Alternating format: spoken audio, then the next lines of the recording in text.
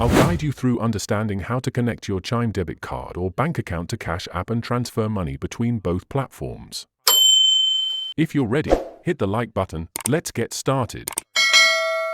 Whether you want to add funds to your personal Cash App balance or send money from Chime to another person's Cash App account, the process is straightforward and fast.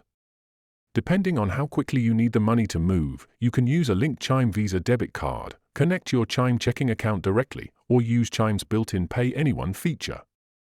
Let's start with linking your Chime debit card to Cash App. This is the most efficient way to transfer money into your Cash App balance instantly without extra fees. Open Cash App and tap the Money or Banking tab in the bottom left corner.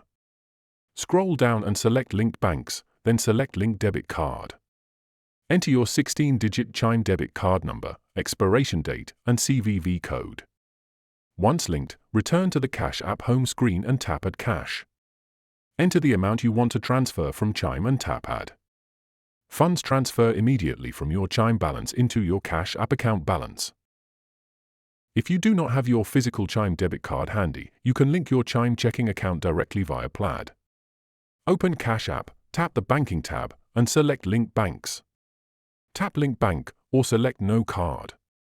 If prompted for card details, search for Chime in the bank selection list powered by Plaid.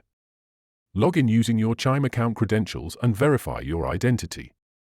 Once connected, use the Add Cash button to move money directly from your Chime checking balance. Transfers generally complete instantly or within 1 to 3 business days, depending on verification status. Unverified Chime accounts can send up to $500 per month, while verified accounts can send up to $5,000 per month. You can view your exact limits by going to Settings, then View Limits in the Chime app. Always verify phone numbers and email addresses before confirming a Pay Anyone transfer, as completed transfers cannot be reversed manually. If you have any queries or input, comment below, and I'll respond.